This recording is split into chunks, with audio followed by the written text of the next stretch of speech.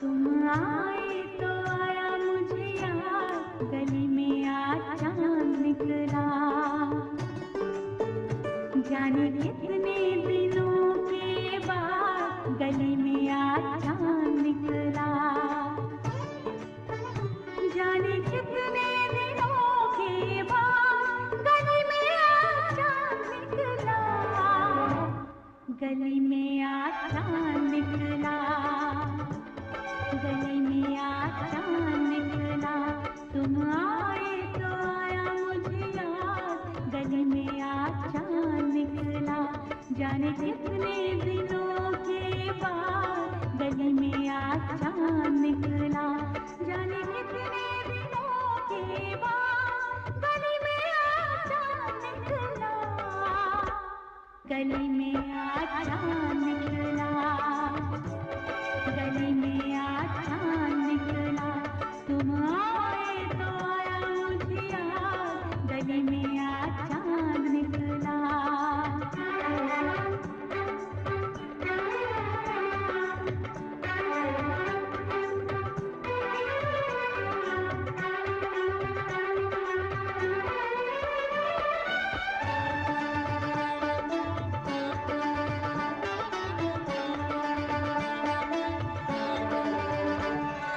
आज की रात जो मैं सो जाती, खुलती आँख सुबह हो जाती। मैं तो हो जाती बस बर्बाद। मैं तो हो जाती बस बर्बाद। गली में आज चांद निकला। गली में आज चांद निकला। गली में आज चांद निकला। जाने कितने दिनों के बाद गली में आज चांद निकला।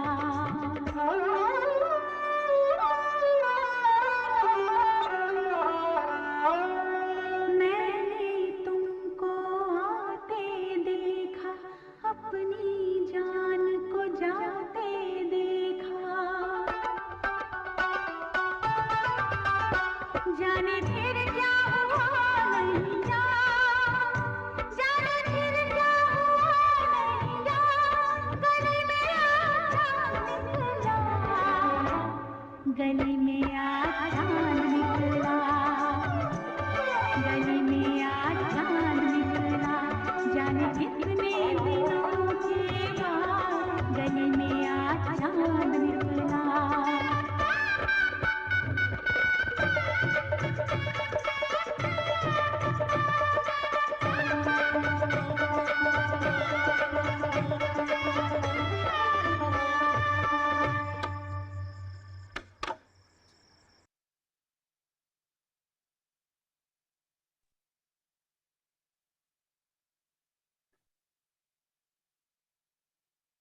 Shanti, Sister Jayanti. And Om Shanti, everyone. And that was a very beautiful song. The song is saying that after a long time, the moon has come into our lane. So symbolic of meeting Sister Jayanti after a long time. So yeah, very interesting, Murli, gentlemen. I was thinking that this is a very strange concept that we have to use things in a worthwhile way. The world finds it hard to comprehend, actually, that everything that you have to put it to good use. There just seems to be this concept of, well, it's mine and I'll do with it what I want. And this use and throw concept. And when you explain to new people, save your breath and save your money, it's a very strange concept. So when Baba explains it to us, it can be an eye opener. But just wanted to share a couple of things about Dadi Janki. As we all know, Dadi used everything in the most worthwhile way. Everything that Dadi had, Dadi would say, let everyone use it. I remember Dadi would even say, you sleep here in Shakti Bhavan, sleep on the sofa, sleep on the carpet. Like Dadi never wanted anything for herself. It was always for everyone. Even her car, Dadi never wanted a personal car for herself, even when she was in London. And she didn't want a new one. It was an old car that was being used to take Dadi from Baba Bhawan to London. And Jayantiben was here in the retreat center today, and she was sharing that when the Madhuban brothers who came recently, 4 of them came, they saw Dadi's room, and they were so shocked that it's such a simple room. And they expected it to be big and glamorous and gaudy, but that's not Dadi's style. And then I remember Jayantiben, when Dadi Janki went back to London after 4 years of, I think, using those same saris. She had 2 or 3 or 4, I don't know how many saris she came to London with, but she was using the same saris. And when she went back to Madhuban, then Dadi Kumarka and Didi literally looked her up and down to see if she had had any influence of the West, if she had any extra buckle in her hair, or if her slippers were fancy, or she had got herself a silk sari or something like that. So no taint, no trace, no influence of the West on Dadi at all. So she really epitomizes today's Murli of using everything in a worthwhile way. Thank you, Sister Jayanti. Welcome. Welcome to everyone. Om Shanti to everyone. And yes, it feels like it's been a long time since I connected with you all, and it's lovely to see all your beautiful faces. And this was a Murli from 31st December 92. And so Baba always acknowledges whatever time of year it is, whatever is happening on the external level. And so Baba's Murli was first and foremost about new life. The giver of new life is seeing the children who've taken a new birth. And this new birth is your elevated, pure Brahman birth. In fact, the word Brahman actually means the twice born, the one who's had a spiritual rebirth. And I know this concept of spiritual rebirth comes up in Christianity and maybe in other parts also, but certainly the spiritual awareness that my new birth since I came to Baba is definitely a new beginning, a new life for me. And then Baba saying how in the world out there, they share greetings, happiness, and a gift, but it's all short-lived, very, very temporary, maybe just for a day, no more than that. And for us, not only is it a new life filled with great joy and festivity and celebration, but it's also a time to give gifts, a time to give the gift of the reminder of the fortune of the kingdom that we can share from God. And so this golden gift is a gift that is imperishable and will last forever. And all people have to do is simply remember that. And then Baba was speaking about the omens and the stars and how for people out there, one day is good and another day is maybe good, maybe not so good, and maybe the next day, Tuesday, Thursday, perhaps so good, Friday is not so good, but that's not the case for Brahmins. Every single day is good. Yesterday was good. Today is better. And tomorrow is going to be the best of all. Why? Because our horoscope sign changes as soon as we take a new spiritual birth. And with this horoscope sign, and the sign is a beautiful one, the sign of the flying stage, the stage of ascent. And so this is with us. And so we celebrate every single day with joy. And it's true, in Madhuban, there's constant celebrations. I used to be so surprised that not only is every building that's being constructed, there's a celebration that you expect, but every single room, that is also a celebration. But also for Brahmins, every day there's something to celebrate. And so can I make sure that I celebrate each day a new beginning? And of course, in Bharat, the memorial of this, so many festivals. No other country has as many holidays, holy days as Bharat has. And so is the memorial of Sangam Yug. And so after the whole aspect of celebration, then the new year, the new beginning, and Baba reminding us that this is the year that's been designated, 1993, as the Avyakt year. And maybe for some of us, we can take that up and say 2023 will also be the Avyakt year, because it's a beautiful symbol that Baba shared, that it'll be the Avyakt year and you have to attain and emerge your state of perfection and completion. Then truly it'll be the Avyakt year. But anyway, so Baba reminded us that it's the Avyakt year, and we're doing this in honor of Brahma Baba because of our love for Brahma Baba. But what is the proof of our love for Brahma Baba? The proof of that love is that whatever it is that Baba loved, we should also love the same. And Baba's foremost love was for the Murli. And so do I love the Murli as much as Baba loved the Murli. And this is why Brahma Baba, the number one soul, has been shown in the form of Krishna as the one who plays the magic flute. And the symbol that you can always recognize, an image of Krishna, there's a lovely flute in his hands.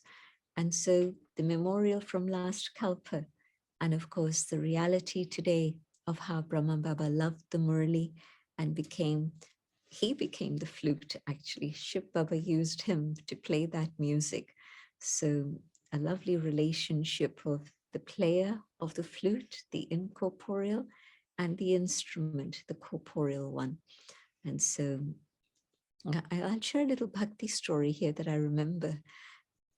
Somebody asked the flute, what gave you the fortune of becoming the flute that's in God's hands? And the flute replied, well, I was only a bamboo shoot. And then they cut me down, but I didn't scream, I didn't yell, I didn't complain. And then they drilled holes into me, and I still didn't complain. And so when they finally had done everything they wanted to me and they polished me, then I was put into Krishna's hands, into God's hands. And I realized my great fortune. And my fortune came about because I did not complain. I did not scream. I didn't say a word. And so Brahma Baba, his tolerance capacity, incredible. And his ability to merge things within himself, incredible. And so Brahma Baba became the flute through whom Shiv Baba was able to play his beautiful music and uplift us all. And then Baba talking about becoming number one by winning over waste thoughts and using everything in a worthwhile way. And again, Brahma Baba's example that right from the moment the soul was awoken by Shiv Baba, from that moment onwards, everything was used in a worthwhile way. Just imagine, here's a man who's worked hard. Brahma Baba didn't have inherited wealth. He had worked hard for every cent, every penny. And then there's this voice telling him, you call these young girls and you hand over all your assets to these young girls. And he could have screamed and said, why? How? They don't even have a bank account. They don't know what is the value of money. But he didn't. He just simply obeyed. And so these young sisters who had no idea of how much is 10 rupees, 100 rupees, 1,000 rupees, they'd never gone shopping in their lives, I'm sure. They didn't have an account. And yet he obeyed that signal. And he set up that trust and instantly surrendered everything to those young women so that Shiv Baba would then be the one who was going to do whatever was needed for the whole yajna, and the yajna was established. And of course, that was the start. But then the end of the journey of that life, from morning through till the evening. Yes, early morning, Baba wasn't able to speak the Murli, but then later on, Baba said to Ishu Dadi, I want to settle all my accounts. And of course, she didn't really understand, but she knew that yesterday they'd started to settle all the outstanding letters. And one of those letters came to London also to Rajni Ben at that time. And then the next day, 18th, and whatever remained, 40, 50 letters, Baba replied to each and every one. And so that account was settled. Baba went on a tour of the new construction that was happening, the place which is now called Training Center, and it was created as a training center for Kumaris. Baba went on a tour of that, and then the tour of the kitchen. Is there enough sugar? Is there enough salt? Baba getting his head into every detail, making sure that all the children would be comfortable. And then in the evening, Baba saying, ring the bell. Baba's going to do early class tonight. Normally class would be 8:30, they would gather, and one of the dadis, Dadi Shantamani, usually would read news that had come from everywhere.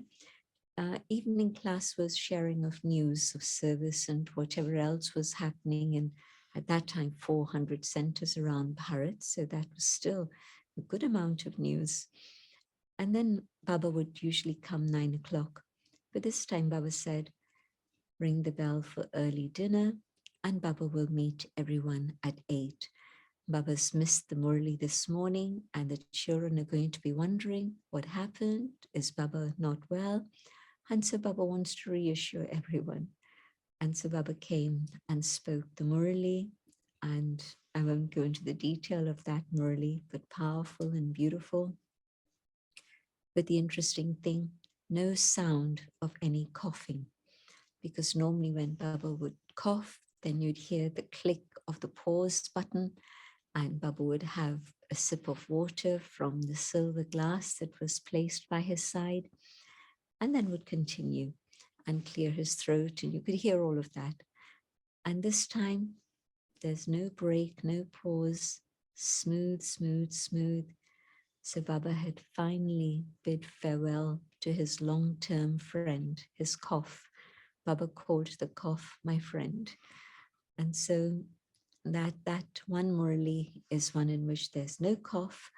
And at the end, Baba actually says, Baap bachon se vidai lete hain. But even at that moment, of course, nobody realized. It's afterwards you hear it, and on hindsight you say, well, of course, Baba knew. He'd known for some time, not just then. He'd known for a while. And Baba saying that Baba is bidding farewell to all you children. And then Baba went to his room, and the rest of the story, and Baba flying away. But the point that Baba used his body, his mind, his thoughts, his words, his actions, right until the very last moment for an elevated cause, to use in a worthwhile way, or to use for an elevated cause and use something for the optimum. All of these can be translations of Safal, but there isn't one single word that captures all of it. But it's okay, you now understand. So Baba describing Brahma Baba's example and saying that if you love Baba, then check your thoughts, your words, your actions. Do they match up? And if they match up, then yes, you can win and be one in the first division. The first division can be many. It's not just one alone. And so Baba opening the door of opportunity for everyone. Whoever makes the effort, you can be in the first division also. And so Baba again giving Brahma Baba's example in terms of being number one. And Baba saying, Brahma Baba maintained his position no matter how much opposition came his way. And the position was one in which there was inner dignity, that state of self-recognition and self-respect. And secondly, determination and faith. And so that made him unshakable, absolutely immovable. And if you're weak, then opposition can push you down. But if you maintain your own position, then opposition comes, but it makes you even stronger, even more determined to stay that way, unshakable. And Baba said, it wasn't just Brahma Baba, but the proof of that is that today there is so much service that's happening. And people say that where there was dhamal, there was upheaval. Now all of you are doing kamal. All of you are showing wonders. And so it's also your faith and determination and your position that has brought you to this point. And further, Baba talking about being able to apply a brake to waste. Is it that you recognize that these are waste thoughts, and yet you're still not able to stop them? Does it take a day, 2 days, longer? Does it take an hour, 10 hours? How long is it taking for you to apply a full stop? And so it's too late. If it's 10 hours delay, it's too late. And so be able to put a full stop to opposition, to put a full stop to waste thoughts, just simply by having that pure, powerful, determined thought. There were 2 times at which Baba said something very, very powerful, that it's fixed in the drama, it's your destiny. And so the first was when earlier on Baba had been talking about becoming a Brahmin. And so Baba said, you are Brahmins. You were Brahmins. You're Brahmins again now. It's fixed in the drama. It's your destiny. Your destiny has made you a Brahmin, and a Brahmin will become an angel, and an angel will become a deity. And then again, later on, Baba saying, it's fixed destiny that there is going to be success. Every time you use what you have in a worthwhile way, your thoughts, your words, your actions, your relationships, your connections, everything is going to bring you success. This isn't the occult power that people out there have, which is limited and perishable and temporary, but this is using the right method, and that brings you success. And so use everything in a worthwhile way. And of course, your thoughts, your words, your actions, everything is going to be successful. Success is your destiny. Just keep that aim, and that destiny, that aim will allow you to develop those qualifications. And so just keep that thought of success and using everything in a worthwhile way, and definitely success is guaranteed. It's your destiny. And then earlier on, Baba had also mentioned, if you use your time in a worthwhile way, you will claim the kingdom the full time through the golden and silver age. My time not used, Baba didn't go into that, but you can imagine. And then if you use your breath in a worthwhile way, you'll never have a heart attack. You won't stop dead in your tracks, literally, but you'll have good health. And of course, both things make a lot of sense if you start reflecting on that. But then further, you have treasures that God has given you. You have the treasure of knowledge, and you become so sensible as you use the knowledge now in the appropriate manner, in the right way, at the right time. You're able to have that state in which you need no advisors at all, because your own sensibility, your own wisdom is sufficient to guide you. And then you have the inheritance of all the powers. How are you using those powers? Again, use all the powers in the right way, and you'll have the authority of the kingdom through religion, but also through governance.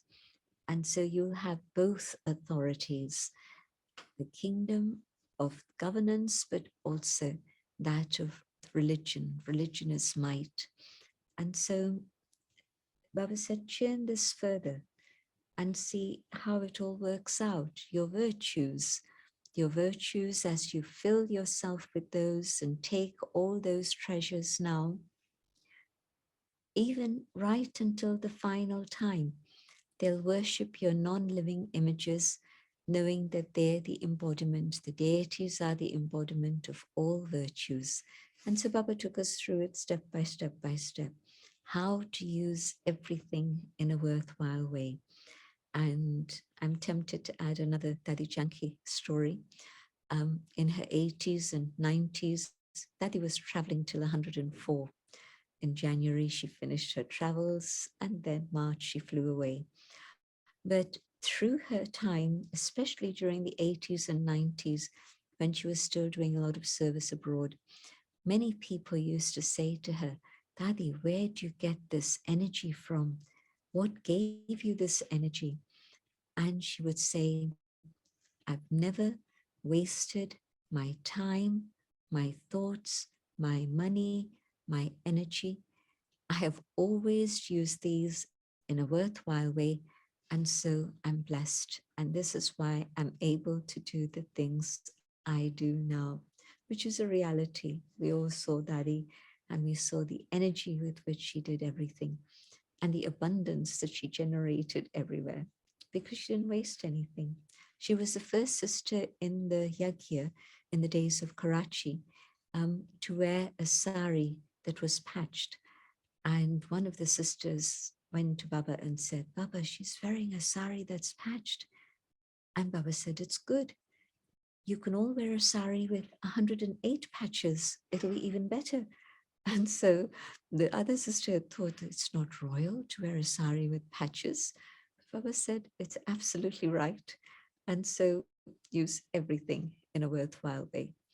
So the whole Murali was reminding us of what it is we need to do to follow in Baba's footsteps. With this lovely expression of, it is fixed in destiny that you will become the ones who rule the kingdom, the ones who have success, the ones who are immovable and unshakable. Nothing can shake your kingdom, but it begins today through my unshakable stage at this very moment. And then Baba spoke to Dadiji. Dadiji is returned from Udaipur, where she's been given an honorary doctorate. And Baba said, well, you've got a godly degree. You don't need this degree. But yes, it's another means of service. There was a whole new audience that you were exposed to. They gave you a platform to speak. And so there'll be more and more new ways of service.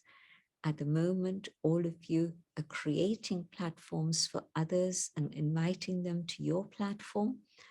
But the time has come when you will be invited to speak on their platforms. Today, you call the religious leaders and say, can you be our chief guest? And internally, they have the thought, well, these are the real pure souls. But externally, they don't offer you that platform yet, but they will. And the chief guests who are political leaders who come on your platform and you call them as chief guests, they actually say in their speeches, we are not worthy of this honor, but you've asked us to come, so we've come. But in fact, you are the people who should be the chief guests. And this happened many, many times. Many political people used to say this. So Baba was indicating that a time will come when the quality of service, the level of service will change. And in terms of the Avyakt here, Baba said, this is the time to become complete and perfect and become like Father Brahma. This is the real celebration of the Avyakt year. And I know that there are things being planned for the month of January in which we can do extra tapasya and honor at least the month of being Avyakt. And then further on, let's see how that works out. But Baba, very, very aware that things are changing, things are moving, and it's time for children to be revealed. The children have revealed the Father, but now the Father is revealing his children, the Shaktis. And so it's time for revelation, it's time for attaining that stage of perfection. So to be able to do all the things that Baba said and did, whatever Baba said, it happened. Baba made it happen. Whatever Baba thought, Baba put into practical action. And so are my thoughts like Baba's thoughts, so powerful that there's no margin for waste. Baba's saying, put an end to the waste, full stop, and then you'll collect that stock of energy. Thoughts such as, well, maybe I'll make it, maybe I won't, maybe I am one of the victorious jewels, maybe I'm not. But the Rosary of Victory is the memorial of all of you.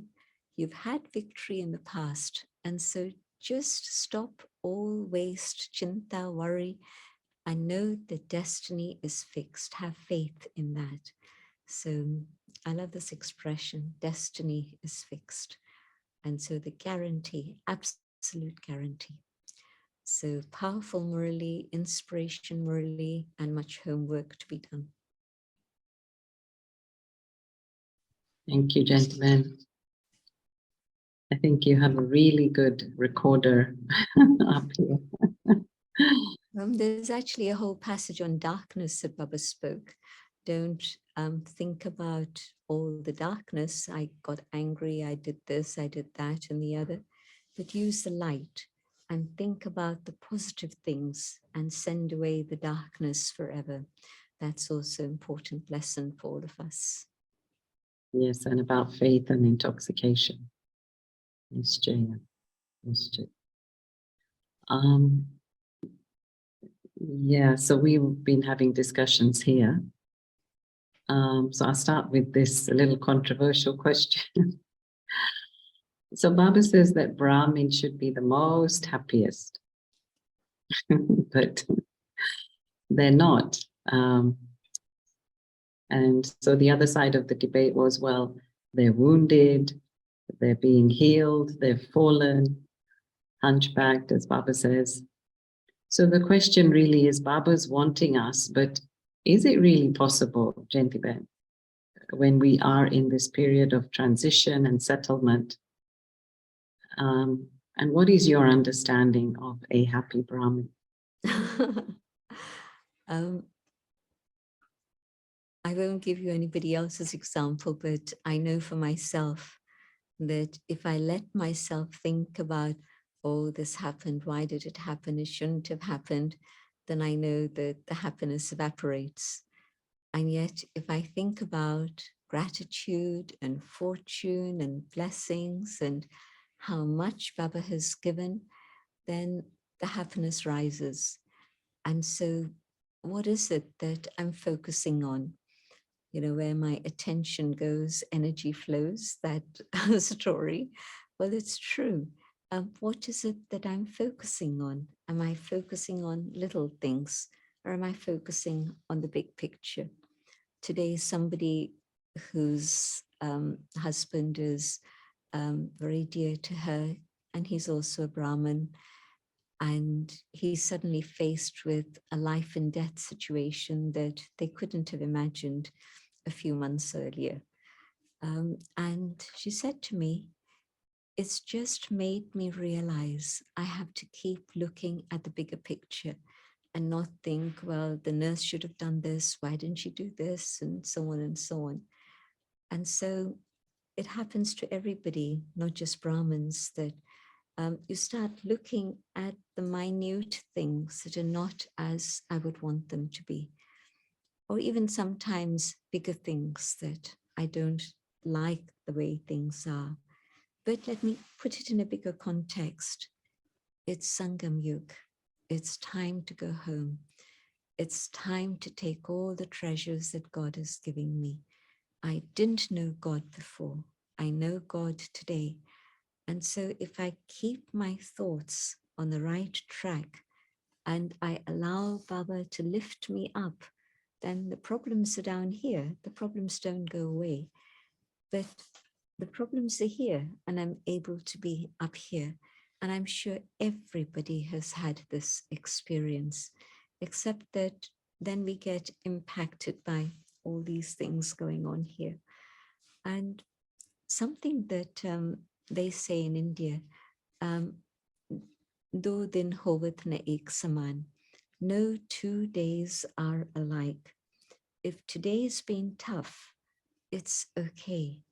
Tomorrow can change and I can make it change through my thoughts. So it really depends on what I'm feeding myself. And this is the beauty of Amrit Vela, Baba giving me that pure energy, and then Baba's Murli every day. There's a reason why Baba wants me to hear the Murli every day, because I can say, I've been in Gyan 40 years, 50 years. I've read every Murli at least 10 times over by now. I know all the Gyan, but no, I need a reminder. And so hearing the Murli every single day with that love and that freshness, God is speaking to me and I'm uplifted. And I can maintain that happiness. And it's with that happiness that the whole process of the healing of the wounds will happen. Otherwise, I'm just revisiting the wounds. And every time I open up the wound, of course, it's going to get worse. It's not going to be healing. But I say, the wound is there, but now I'm with Baba. And Baba's light and love will reach, and the wound will heal faster than I had ever imagined possible. Yeah, lovely. Thank you. So, gentlemen, if we could talk about putting on the brake. You mentioned having determined thoughts. So I would see that that is actually the application of the brake, but to actually keep greasing the brake. In other words, what is the consistent effort so that in that moment I'm able to apply the brake and put a full stop?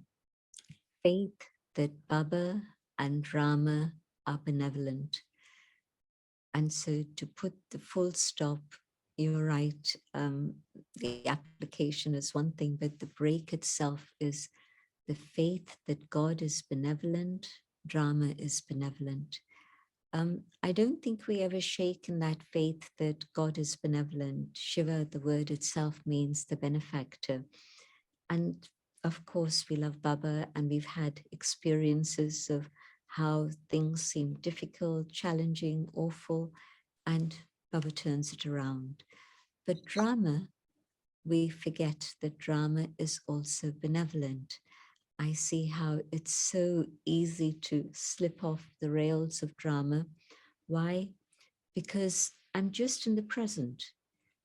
I want immediate results. I've had a thought and I want to see the thought happen in a practical way, in the way that I want, rather than knowing if I do the right thing, the results are definitely going to be right, but it might not be in the way that I would have wanted. It could be in a very different way, but drama is benevolent. Let me stay on the track of drama. I go off here in my thinking, why didn't it happen like this? And drama is going here. And so I've fallen off the rails of drama, and that's when there isn't the possibility of applying the brake. Right. And you know, Dadi Janki had mentioned that back to this thing of using things in a worthwhile way. So Dadi Janki, so actually it was Brother Rick of USA who had asked Dadi that he sees things happening in the yajna and it's not right. And what does she think? And Dadi said, look, she said, the yajna is going to be run by a handful of honest people. And you better make sure that you're one of them. And somebody was just reciting the story to me. So what step can somebody take, Jentivan, if one is feeling a bit lost in terms of what, where does one start with putting use to whatever treasure they have? What would you suggest? Where does one begin? Right wherever it is I am, whichever center it is I take benefit from, I'm going to. Let me support that center in whatever way it is I can. But also let me be aware that the big yajna, Madhuban, is serving multi thousands all the time. Just in the space of these few months, I saw groups of 17,000, 18,000 come in, take benefit and leave. And of course, when you add the 2,000 plus who were there as servers and surrendered souls, then you had gatherings of 20,000 happening. And so whatever is being misused is their problem. I heard another person who was a good supporter of the yajna, is still, and he said to Dadi, Dadi, I don't feel like giving to the yajna because I see there's wastage. And Dadi said to him, you're giving to Baba. Baba is responsible to give you the return of whatever you have given with love and faith and commitment. Now, Baba is responsible to give you your fortune as a result of that. It's not your business to be thinking about what other people are doing. And yes, of course, we see how much is needed in the yajna. We see all the facilities that Madhuban is constantly creating and providing for us. How did Gyan Sarovar happen? How did the hospital happen? How did Shantivan happen? It's all happened through everybody's beautiful contributions in some form or another. And so, yes, out of 1,000, maybe 1 or 2 rupees is being wasted. I don't know the figures, but maybe it's something like that. But certainly I'm also seeing that things are being used in a worthwhile way. But it's not my business, Parchintan, to think about what other people are doing. What I have to do is Swachintan, thoughts about my own spiritual journey and progress. So that is the reality. Yeah, so true. And that's what Dadi did when she was in Shantivan. Exactly. Ignored everything else and just did what she had to do. There's another question connected, so I'll take that from the chat. What does it mean by attaining constant success using your breath in a worthwhile way? Can Didi give some real life examples? When I'm thinking waste about why did this happen, my time, my breath is being wasted. And of course, if this is the quality of my thinking, what is the impact of this on my physical health? And also, what is the impact of this in terms of my responsibilities, whether to my family or the yajna or whatever? It's precious, precious time that has gone to waste. And so if instead of that, if I have pure thoughts, elevated thoughts, and I'm using my time, my thoughts, my breath in a worthwhile way, whether it's for myself, which means if I'm churning good things, my faith, my strength is growing stronger and stronger. And then when somebody comes in front of me, then I have something valuable to share with them. And so it's good for me, but it's also a benefit for others. Again, this is what we saw Dadi do. Dadi would have a moment and you would see her either pick up a murli or she would be lost in deep thought, or she would be reading the Gyan Amrit magazine, something. You never saw her wasting her time. Really, I didn't see her do anything that was a waste of time. And all the time, just churning and Baba, absolutely. And so that's why, even though she had poor health, she didn't have strong health, she had very poor health, but she lived to 104. And till the end, she was serving. Incredible. So, proof. Use your breath in a worthwhile way, use your thoughts in a worthwhile way, your time in a worthwhile way, and there's success. Yeah, and for that matter, actually, every Dadi, Dadi Gulzar, Sure. Dadi Yeah. Marka, and to us, maybe we think they're doing nothing, but they're doing a lot more than what we're doing, running around, chasing tail. I'd especially see Dadi Gulzar. Dadi Gulzar was a lover of solitude, even in the days when she was meeting groups and she was going to be the instrument for Baba's Murli. But she'd be spending a lot of time in solitude. So very different to Dadi Prakashmani and Dadi Janki, but a lot of time with herself. So what she was doing was just filling herself with that power of silence, God's power of love. She was preparing herself for whatever it is Baba wanted to do through her later on. Okay, thank you, gentlemen. So just to clarify for someone, this person's asking that Baba used to actually advise the Kumaris, and also Vishwakishore Dada used to help in that. So was it purely these untrained women deciding, or was it Baba and Vishwakishore Dada also kind of directing where the funds should go, the funds that were entrusted to them? I don't understand the question. Repeat it. They're saying that they've heard that through the Dadis, that it wasn't that Baba just gave all the wealth and then the sisters decided, that Baba still continued to decide despite handing it over. So just to clarify that. The sisters, now I don't know the detail of this. I'm imagining what would have happened, and I don't know anybody else who can tell us the detail anymore. But I imagine that, say, for example, Dadi Prakashmani, she was the treasurer in the Yagya for the period during the time it was the beggary part. And so when there was nothing in the Yagya, she said to Baba, Baba, there's no food in the Bhandara, but also there's no money in the money box, the Bhandari. And Baba would say, wait till 12 o'clock. This was like 9 o'clock in the morning. Come and see me at 12 o'clock. And by 12 o'clock, there would be a money order that had come. And so, of course, Dadi Prakashmani would go to Baba and say, Baba, this has come.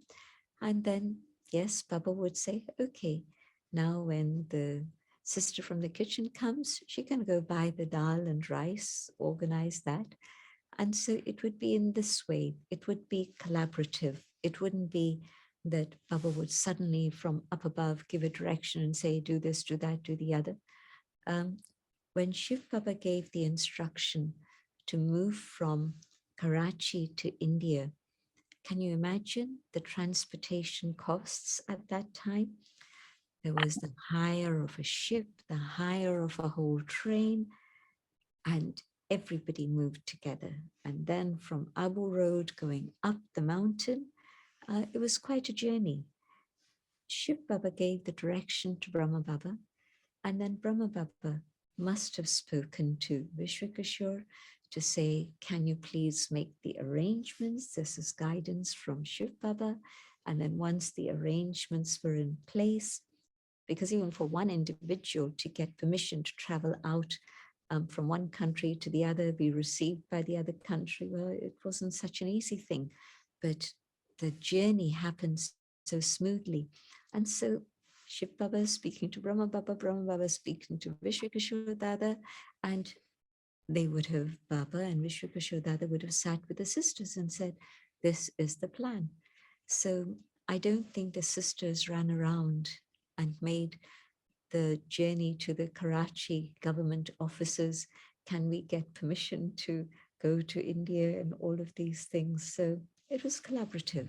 So it's not just that the sisters made the decisions on their own, or that Shiv Baba just gave instructions and suddenly it happened. There was a whole process of making it happen. Yeah, thank you, gentlemen. Can we just talk about this statement? Baba said, when you have the power to stop, the stock of old accounts will finish. So could you elaborate on that, please? There have been certain Murlis, Avyak Murlis in particular, in which Baba has talked about how whatever is the karmic account between you and I, for example, thank goodness we don't have bad karma. We have very sweet karma, a good relationship. But if there was something from the past and I held it in my mind and I kept thinking about it, well, that karmic account would continue. It wouldn't stop. But the moment I say, well, whatever happened, I don't know what the reasons were, but it's no point in thinking about it.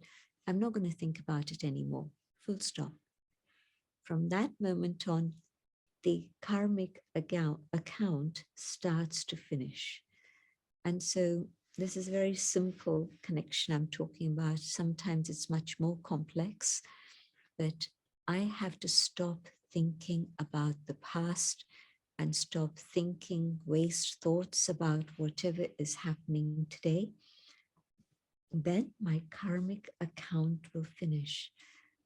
And another situation, here's somebody who's ill and they're complaining.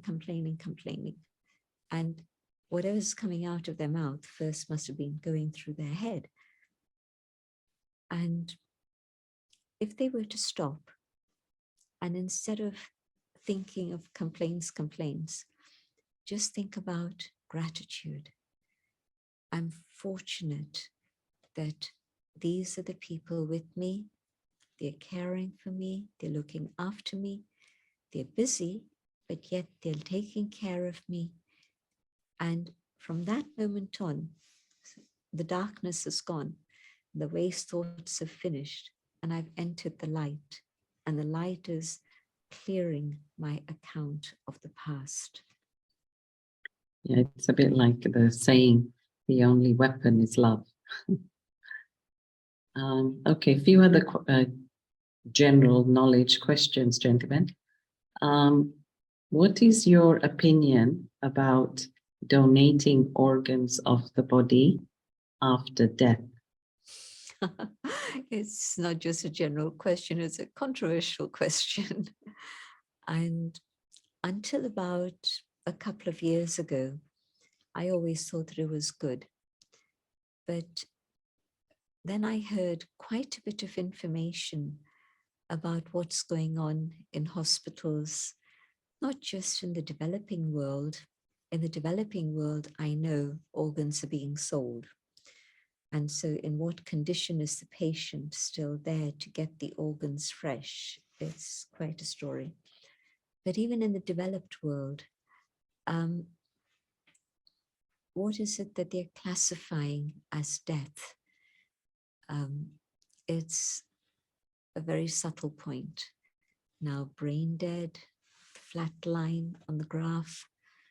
At what point is it that truly the soul has actually left? And are they able to estimate that, guesstimate that? And as I say, I just heard a few horror stories about that and read things that made me a bit uncomfortable. So I don't advise people either way. You have to make your own decision about whatever it is you're comfortable with. Right, Theo.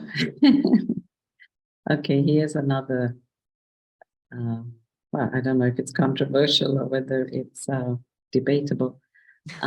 Is it better to eat from a non-BK who is pure, like celibate, and cooks peacefully, as opposed to a BK who gets angry quite often? Well, for me, there isn't a debate about it. I think if somebody is a BK, it means they've recognized Baba, they're reading the Murli, hearing the Murli. And yes, everybody has things to deal with. No Brahmin is perfect, but certainly another person, okay, so they're peaceful, but I don't know what's going on in their heads. I really don't. And definitely, if they're not yet a BK, it's because they haven't recognized Baba. Now, that's if I have a choice, one or the other. If I'm in a situation and I know the BK family is an aging population, I see that in most countries and in India also. If there is somebody who is celibate and they're willing to cook, then I'd say, take that offer. You're not able to manage yourself, and just take that help and support and give Baba's drishti to the food, extra drishti, and take that food. So I don't think it's a big issue. Okay, maybe a quick answer to this one. Baba says that we are in the stage of ascent. Baba said that today in the Murli. And he mentioned confluence age and heaven. We are in stage of ascent. So please could you clarification on ascent for both ages? I'm flying and I reach a certain stage and the plane is flying and it's not going further up, but it's certainly flying. And so now is the time for going up. But then Satyug and Treta, we're still flying. And so it's still the stage of not going up further, but certainly flying. So that's how I interpret it. And does Shankar exist, or will he come to exist in the corporeal form? I think Shankar is a role that Brahma Baba plays. And so just as Vishnu is a role that Brahma Baba and Mama play together, but Shankar is also a role that Brahma Baba, through his tapasya and of course the absolute opening of the third eye that Baba has at the moment in the subtle region, that is what's going to create the change in the world. And I think we're headed to that very fast. And will we get blessings of service and income from Baba if we consider our Lokik home to be Baba's home and perform actions like preparing? I think so. I think so.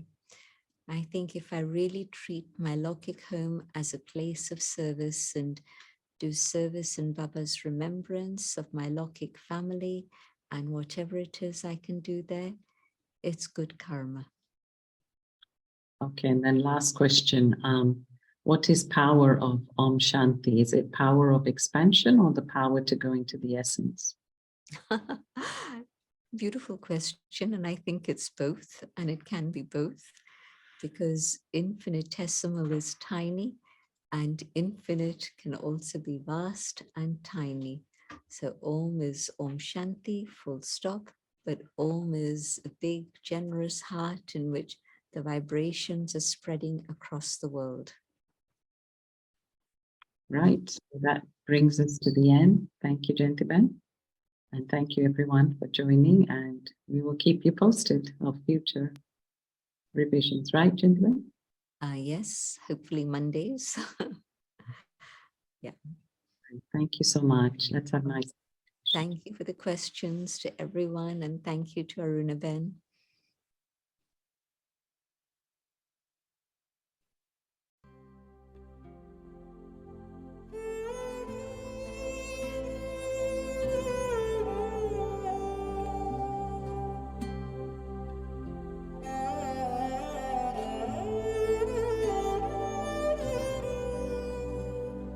Ah, the sun.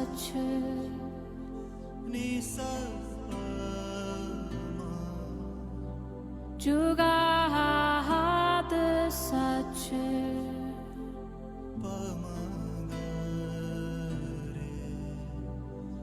है वे सच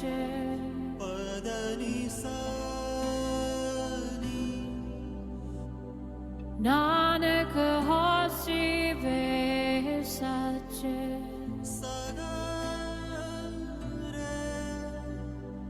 आद सच जुगाद सच है वे सच नानक होसी वे सच